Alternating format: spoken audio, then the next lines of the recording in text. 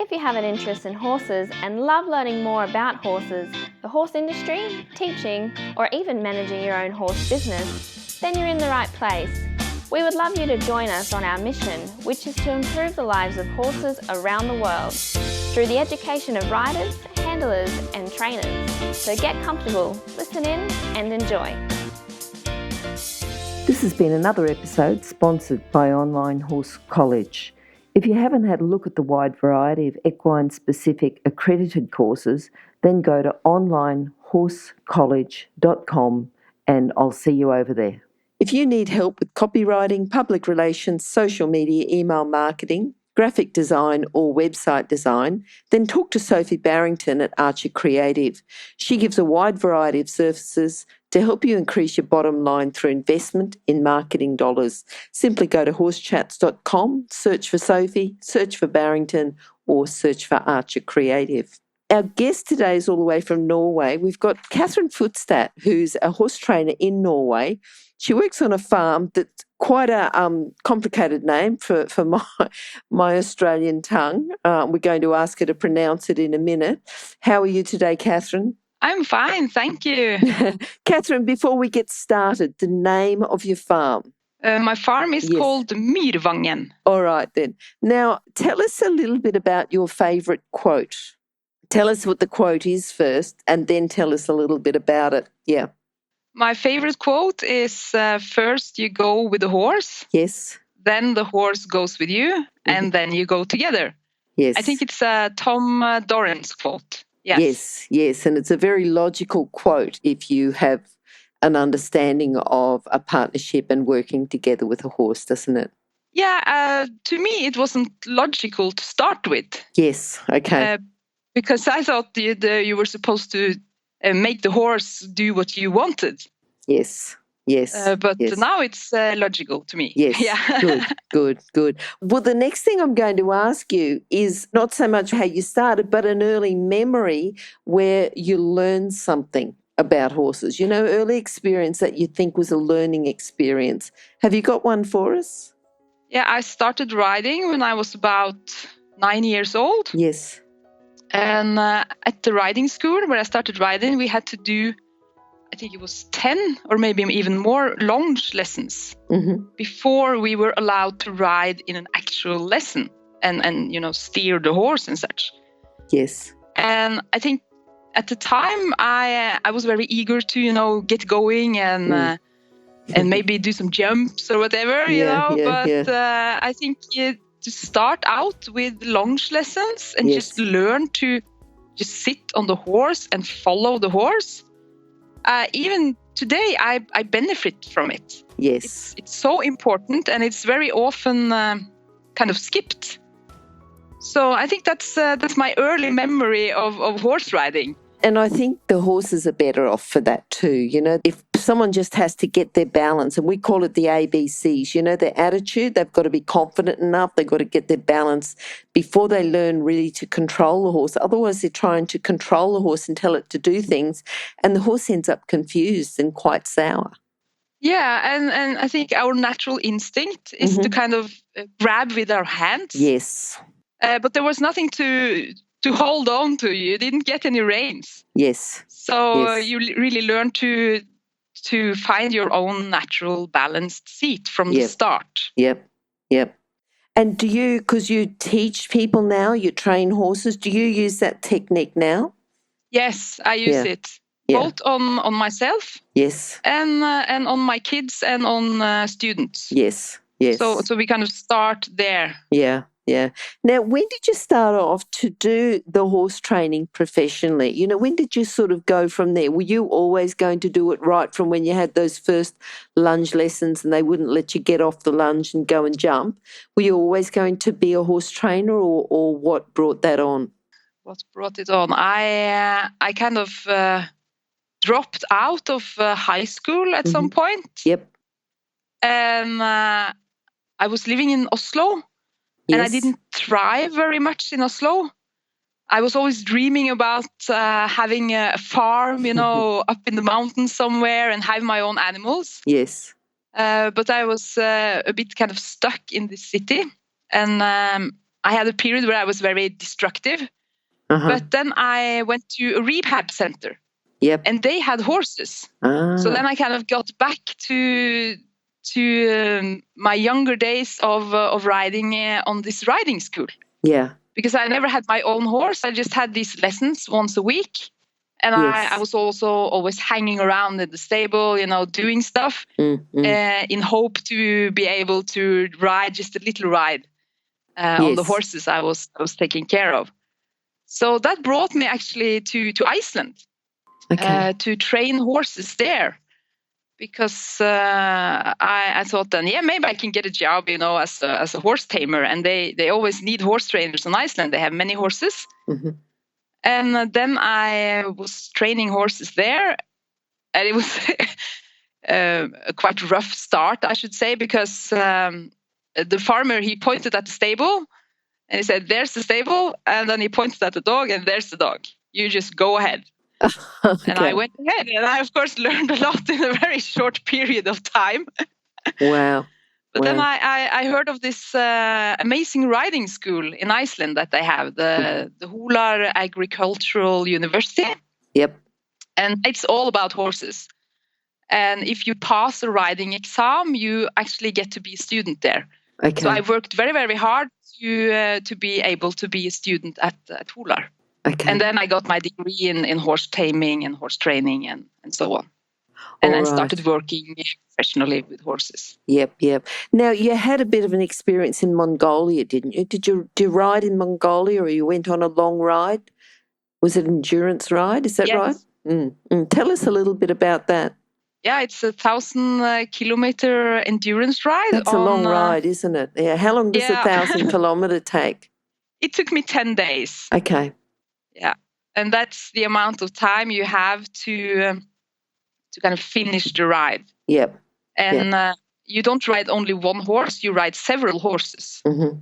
And you ride from station to station, where nomadic Mongolian families provide shelter and food, and also fresh horses. Mm-hmm. Mm-hmm.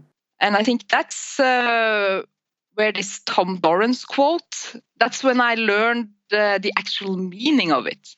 Because the horses are semi-wild. Yeah. And if you get on them and you have tight reins and you want to kind of decide everything, they get pissed off and throw you off. Oh, okay. But if you kind of go with the flow, you first go with the horse and follow the horse on the horse's idea. Yep. And then after a while, kind of try to make an influence on the horse, you are much better off. All right. Because the horses there are very, very horsey.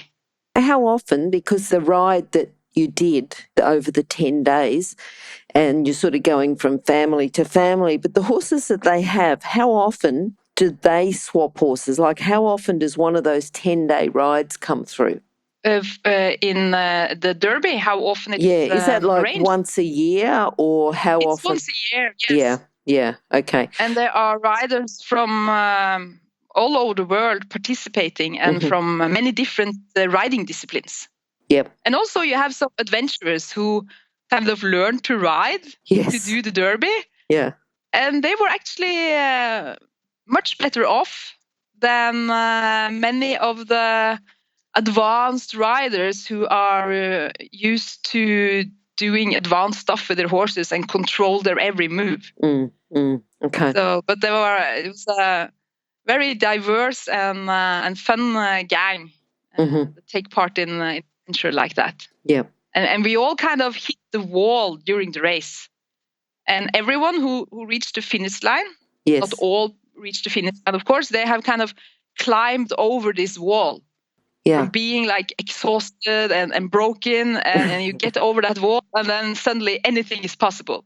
Okay. But the most important thing to reach the finish line is to be able to cooperate with these semi-wild horses.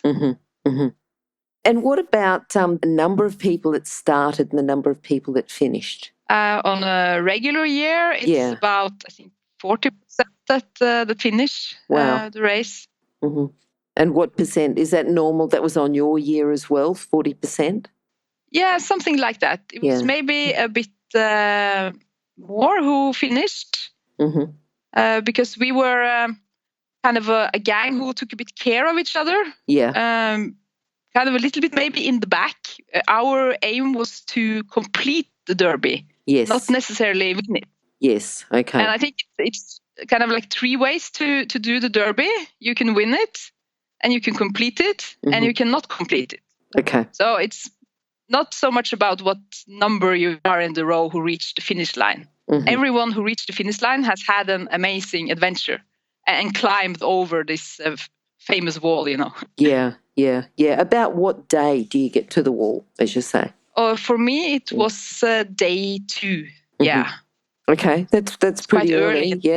Yeah. What about the others? That's pretty early, yeah. Yeah. What about the others? What day for them? It could be different days. One of the riders, he actually fell off and broke his back. Oh no! Somewhere in the middle of the race. Yeah. But he still completed. But luckily, he didn't fall off again. But he, of course, had a lot of pain. Yes. I can imagine. I twisted my ankle also mid-race. But then I think I was beyond the wall. I kind of just, okay, I can't walk. My foot is just destroyed, but I can ride. Okay. Now, if you're going to the sort of person, like you said, it's high-level riders that might have horses that they get on, that are well-trained, that they control. Who else? What sort of character would they need to be to say, okay, I can ride this horse, I can allow it just to go forward, even if it's a little bit out of control, until it starts to understand that and accept me being there? What sort of person? You said adventurous. What else? The jockeys. Yes, the people themselves. Were amazing. Yep. Yeah, the professional jockeys. Okay. They have a big advantage in the race because they are lightweight. Okay. And they are used to the speed. Yes. And very strong, of course. And also I think as professional jockey, you are kind of used to be without food, to push yourself a bit harder. But they had this tendency to, lean a bit forwards when they ride because they're standing, in stirrups. Yes. And that's not a very good idea when you're riding a small horse with a short neck and low withers. Yes, okay. All right. Now, just sort of thinking about going through the race and what you learned there, what did you take then back to your own horses and to your own training after you'd done that race? Yeah, I took the first you go with the horse with me. Yep. So that was the key finding on that race, was it? That whole first you go with the horse. Yep. Yeah, and also the horses in Mongolia, they are semi-wild. Yes. So they are maybe a bit more honest in their feedback towards humans. So when I got back to my trained horses, I kind of felt that they were maybe not honest. They were so well trained that they might accept things that they don't necessarily like to do, if you know what I mean. Yep. So I was a bit about kind of getting them a bit out of their shell to do kind of fun things with them. Yes. So that's maybe, I think, why I started to play a bit football with the horses, to just do something completely different and try to have them to give me feedback. Yes. To not always be so obedient. Yeah. Okay. Now the football, as you say, how big is the football? What size? The size I use is 75 centimeters in diameter. Yep. Okay, so it's a round ball. So they come in different sizes. Yes, it's a round ball. Quite yes. And what sort of games do you play with them? What do you do with that? And how do you introduce them to it? I introduce the ball by putting the ball in the paddock. And then I put the horse in the paddock and just allow the horse to be alone with the ball for a while. Yep. And see what they do. And usually they will go up to the ball and sniff it, maybe kick it around a little bit. They are curious. Yes. And then I reward the horse for sniffing the ball or touching the ball. Yep. And then I roll the ball kind of away from the horse a little bit. And reward the horse for following the ball. Okay. So don't put the ball on the horse to start with, because then the horse can become afraid of the ball and turn around and kick at it with the hind legs. Yes, okay. And you don't want that. Yeah, so just let the horse get used to the ball a little bit in its own pace. Now, do you ever get a horse that just ignores the ball, that doesn't go near the ball, that just, you're there watching, waiting to give that reward, and the horse just doesn't do anything? Yeah, I think my adult riding horse, he's not very keen on playing ball. Okay. He's a serious horse. He likes to have a job and kind of do a little bit the same things, to have some routine. But then again, he loves to herd sheep and be out on trails. And, okay. Yeah. So, but he hasn't responded very much to it. So you don't have any tricks to get the horse to touch the ball if they're not interested? It's just those with that natural curiosity that will go up and touch the ball. Is that the ones you're looking at? Yeah, I think they've all kind of touched the ball and done a bit stuff with it, but not all. He has not kind of. He didn't think it was that much fun. Okay. What's the reward you give them? A small pellet. I have some pellets. Yep. In my pocket. Okay. And then taking it from that initial touch and following the ball, have you progressed anything from then, or is it just that reward, touch, follow the ball? Oh, it can progress quite quickly with the eager ones. So I have 2 mares. Yes. That I play with, and they are then together, and they can run after the ball, and they can also pass me the ball, and good. I can take the ball between their feet and such. Yes. Okay, so they'll pass the ball, but you can push the ball, they can go after it, they'll pass the ball back to you. Yes. Yep. And I'm also trying now to teach them to score goals. So I have this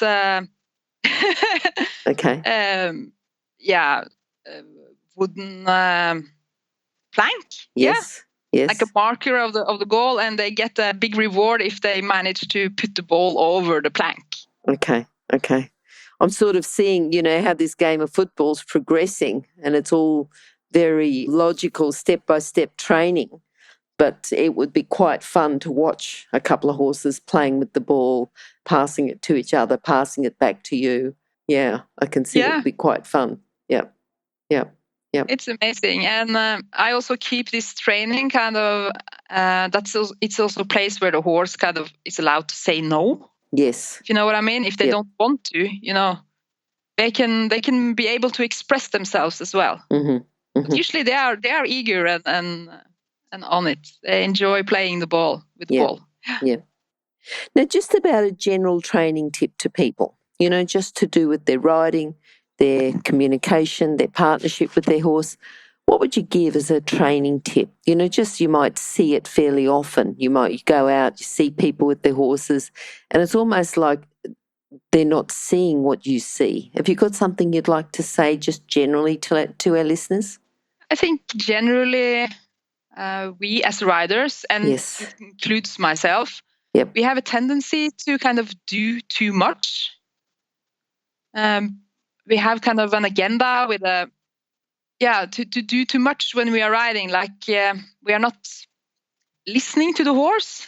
Okay. And not allowing the horse to take initiative and to do something on their own. Horses are fully capable of trotting and galloping and walking in a nice posture with hind leg engagement and with their weight on their hind legs without us micromanaging and telling them to do so. But it might take a bit longer to get there. You need a horse that is both forward, but also relaxed and also responsive. But first and mostly, you need a horse who kind of enjoys its job. Yeah. And who is motivated. But I think if we jump on and we have this fixed idea that now I'm going to ride figure eights, I'm going to ride this and that and train the horse, and you have to kind of use power and force to get the horse to do stuff, then I think we do too much. And I have been there myself, and it's so amazing to experience that horses can do all this stuff from their own energy. Yep. Yeah. So we do too much. Yeah. Okay. Yep. So that's sort of something that the riders, people can do. What about, and this would be more to do with the horse training, horses that are as you say, not honest. What can you do to them? Is it that where your ball comes in to get them to do games like that, or have you got any other games that you would do with the horse to get them to that stage where, they're, as you say, more honest? Yeah, I do a lot of, I think it's called hooking on with the horse, where you train them loose in a round pen. Yes. Except my pen is not round, it's square, so it's got corners. Extra challenges, so the horse can go in the corner if usually happens if I have too strong energy. Okay. It comes in and it's all about being the boss. Yep. Then I can have a horse that it goes in the corner, and I'm like, okay, sorry, let's try to do it a bit different. So the horse can have an opinion when they are trained loose. Yes. And I can also influence them with my body language and my energy. So I start the training there, and I also do it regularly to check on where is the horse mentally. Because I don't think I'm not kind of training them so much physically anymore. It's more about their mind. And in the pen, you can get a kind of honest view on what's going on in their mind. Yes. And not last but not least, what's going on with you. Yeah. So often it's a feedback from the horse on where I am. Okay. Good. If you're an equestrian coach or a horse riding instructor, or even if you aspire to be one, have a look at the free video series for horse riding instructors on the Horse Chats website. Go there now, have a look, horsechats.com. All right, now the Viking horsemanship, why that name? Is there like a heritage there? Is there a special reason that you chose that name? Because your website is Ride Like a Viking. Why that name?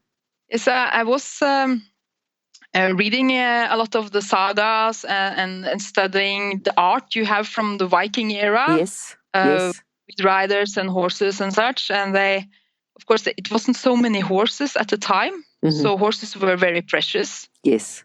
And horsemanship was seen as an art form. Okay. And they used their horses in battles and daily life. They were very connected to their horses. Also, when they brought the horses from Norway to Iceland, it was a journey in an open boat for several days. Yes. And be able to do this with a horse, you have to have a strong bond. And from what I've seen, the blanket of Boyot, they're riding the horses kind of collected, but with loose reins. Yes. Okay. And in parades and environments where horses normally maybe would be scared. So I thought, the Vikings kind of got it. It's not about the reins. It's not about getting a nice neck and a good posture by pulling on the reins. It's about getting that connection with the horse and to, of course, train them in that way. Yeah. Okay. Oh, good. So just going forward, have you got anything that you're looking forward to in the next 12 months, 2 years, something like that?